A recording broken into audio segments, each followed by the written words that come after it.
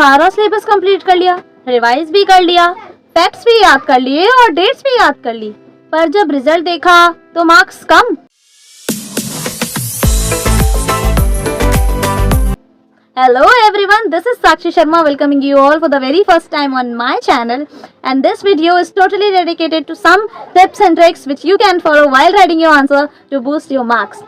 By the way, I am last year 12th pass out and here my mark sheet and I scored 95.2 percentages. So मैं आपको इस video में वो tips and tricks देने वाली हूँ जिसको फॉलो करके मैंने अपने मार्क्स को बूस्ट किया। My first tip would be to read your question very carefully. I know ये बहुत बेसिक सी टिप है और आपने हर जगह इस टिप को सुना होगा कि क्वेश्चन ध्यान से पढ़े, पर आपको सच में ये टिप माननी ही पड़ेगी।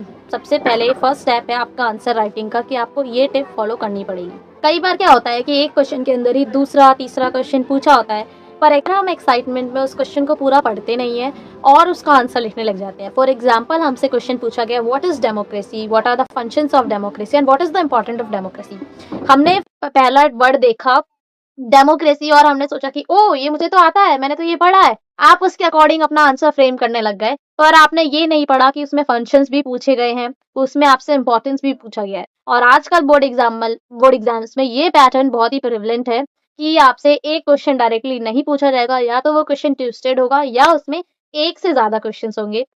तो आप पहले तो क्वेश्चन ध्यान से पढ़िए। और कई बार क्या होता है, जब हम टिक द करेक्ट एमसीक्यू करते हैं तो उसमें पूछते हैं which of the following is not correct, पर हम क्या पढ़ लेते हैं इज करेक्ट, हम नॉट को तो भूल ही जाते हैं। तो सबसे पहले जब आपके पास स्टार्टिंग के 15 मिनट्स मिलते हैं आपको रीडिंग करने के लिए, और आपको किसी क्वेश्चन में नॉट दिख रहा है या फिर कुछ ऐसा इंपॉर्टेंट दिख रहा है जो कि आपको ध्यान रखना चाहिए आंसर लिखते टाइम, तो आप उसको उसी टाइम क्वेश्चन जब आप 15 मिनट में पढ़ते हैं तो आप उसी टाइम उसको पेंसिल से अंडरलाइन कर दीजिए, हाईलाइट कर दीजिए, ताकि जब आप उसका आंसर लिखें तो आप इस बात को ध्यान में रखें कि उसमें नॉट बोला गया है।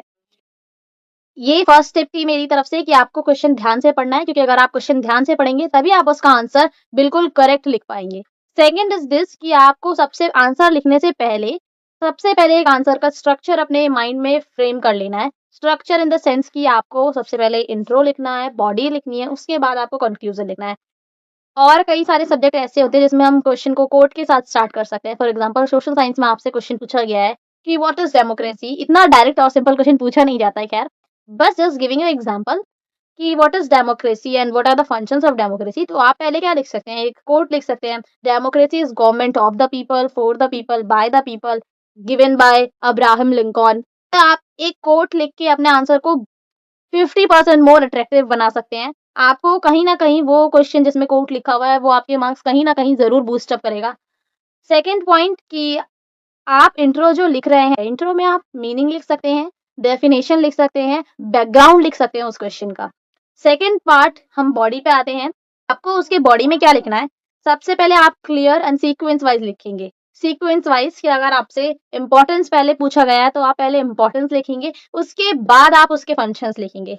सीक्वेंस में आपको आंसर लिखना एकदम क्लियर होना चाहिए, ओवर राइटिंग मत कीजिएगा, कटिंग करने से अवॉइड करिएगा कटिंग करने को, क्योंकि कहीं ना कहीं टीचर आपकी आंसर शीट गंदी देखेगा तो उसको ऐसा लगेगा कि इसको नहीं आता है, इसको ये क्वेश्चन नहीं आता तब इसने कट करा है। ऐसा हो सकता है कि आप गलती से कभी एक दो बार जल्दी के चक्कर में कट कर दे, बट आपको एक मिनिमल सा कट लगाना है, दैट्स इट। ये आपको अपने आंसर्स में कीवर्ड्स जरूर ऐड करना है, जरूर से जरूर आपको ऐड करना है, क्योंकि कीवर्ड्स आपके आंसर्स को कहीं ना कहीं हाईलाइट करेंगे और टीचर को ऐसा लगेगा कि हाँ इस बच्चे ने पढ़ा है, क्योंकि इसमें इंपॉर्टेंट कीवर्ड हैं जो चैप्टर में थे। ठीक है, और आप फैक्ट्स जरूर लिखिए। अगर आप कोई स्टैट्स कर रहे हैं, कोई जैसे कि आपने पॉपुलेशन के ऊपर कुछ क्वेश्चन आया तो आप ये लिख सकते हैं कि पॉपुलेशन कितनी थी, क्या फैक्ट है इसका। इस टाइप से आप फैक्ट्स इंक्लूड करेंगे, कीवर्ड्स इंक्लूड करेंगे, आंसर को सीक्वेंस में लिखेंगे, क्लियर लिखेंगे, तो कहीं ना कहीं ये आपके आंसर को अट्रैक्टिव बनाएगा। थर्ड पार्ट है इसका कंक्लूजन। कंक्लूजन में आप एक या तो आउटकम लिख सकते हैं, या तो पूरी समरी लिख सकते हैं, या तो इंपॉर्टेंस लिख सकते हैं, या फिर आप क्रिटिसिज्म भी लिख सकते हैं। क्रिटिसिज्म कहीं ना कहीं लिखना थोड़ा सा हार्ड होता है, तो आप क्या करिए कि आप most of the time prefer करिए कि आप समरी लिख दीजिए, क्योंकि समरी लिखना इज वेरी इजी। कंक्लूजन आपको लिखना है समराइजेस या फिर कंक्लूजन, ऐसे टाइप की हेडिंग डाल दीजिए और उसके बाद 2-3 लाइन में अपना कंक्लूजन करके आंसर को खत्म कर दीजिए। अगर आप नेक्स्ट क्वेश्चन स्टार्ट कर रहे हैं और आपकी जो शीट है उसमें आधा पेज बच गया है, तो आप उसके नीचे से ही आंसर स्टार्ट मत करिए, आप सेकंड पेज पे से आंसर स्टार्ट करिए, न्यू पेज से आंसर स्टार्ट करिए। ये आपकी क्वेश्चन आंसर शीट को ज़्यादा क्लीन बनाता है और ज़्यादा बेटर बनाता है कि आप अच्छे मार्क्स स्कोर कर सकते हैं। और आप क्या, फॉर एग्जाम्पल आपके पास ये वाली शीट है और आपको आंसर यहाँ लिखना है, तो कई बार क्या होता है बोर्ड एग्जाम्स में कि टीचर आपकी ये वाली शीट देखते ही नहीं है, तो आप इसके नीचे PTO प्लीज टर्न ओवर लिख सकते हैं। प्लीज टर्न ओवर लिख के टाइम मत वेस्ट करिएगा, आप सिर्फ और सिर्फ PTO लिख दीजिएगा, ताकि अगर कुछ मिसअंडरस्टैंडिंग होती है टीचर को तो वो PTO देख के समझ जाए कि इसने नेक्स्ट पेज पे भी कुछ लिखा हुआ है। तो ये एक इम्पॉर्टेंट थिंग थी जो मैं हमेशा करती हूँ कि PTO मैं जरूर लिख देती हूँ पेजेस पे, ताकि कोई भी मिसअंडरस्टैंडिंग क्रिएट ना हो। थर्ड पॉइंट इज दैट कि अगर आपने अपना आंसर, आपने उसकी इंट्रो भी लिख दिया, आपने बॉडी भी लिख दिया, आपने कंक्लूजन भी लिख दिया, अब आप क्या करेंगे उसमें, उसको क्वेश्चन में जो कीवर्ड्स हैं, आपने जो आंसर लिखा उसमें जो कीवर्ड्स है उसको हाईलाइट करेंगे। कीवर्ड्स हाईलाइट करने से क्या होगा कि टीचर आपके पूरे क्वेश्चंस को नहीं पढ़ेंगे और वो कीवर्ड्स देख के ही आपको मार्क्स दे देंगे। तो ये टीचर का टाइम भी बचाएगा, और जहां टीचर का टाइम बचेगा और टीचर को कम टाइम लग रहा है आपके आंसर शीट चेक करने में, तो वहां आपके मार्क्स बूस्ट होंगे। और अगर आपके टीचर को ज्यादा टाइम लग रहा है आपके आंसर शीट चेक करने में, तो आपके मार्क्स कहीं ना कहीं कम होंगे। This is very true thing जो कि मैंने एक्सपीरियंस करी है। तो फिर मैं हमेशा क्या करती हूँ, अपने आंसर को अच्छे से क्वेश्चन पढ़ के, आंसर को स्ट्रक्चर में लिख के और कीवर्ड्स को जरूर हाईलाइट करती हूँ।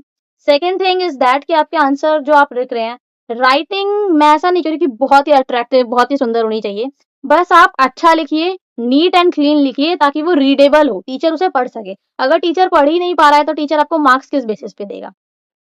और थर्ड थिंग इज दिस कि आप ओवर राइटिंग ना करें। Over writing in the sense कि आप एक क्वेश्चन के ऊपर आपने कुछ गलत लिख दिया, उसी के ऊपर आप लिख के उसको ठीक कर रहे हैं, और आप ज्यादा कटिंग ना करें। अगर गलती से हो जाती है तो आप एक कट लगाइए एंड दैट्स इट। ये नहीं कि आप उसको पूरे इंक से छुपा रहे हैं कि ये क्या हो गया, ये क्या हो गया, पैनिक कर रहे हैं। No, that is not the time for your panic.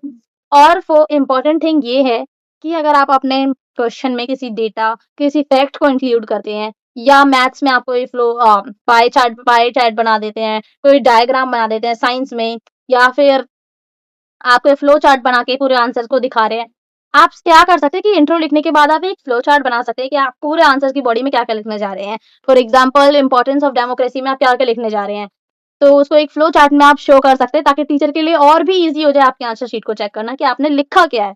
तो यहाँ से ये आपके क्वेश्चन को और ज्यादा अट्रैक्टिव बनाता है, और सुंदर बनाता है, जिससे कि आप ज्यादा से ज्यादा मार्क्स स्कोर कर सकते हैं। अगर आपने कुछ कम भी पढ़ा हुआ है, तो अगर आप इस फॉर्मेट को अपने क्वेश्चंस और आंसर्स में अप्लाई करते हैं, मार्क्स बूस्ट होंगे।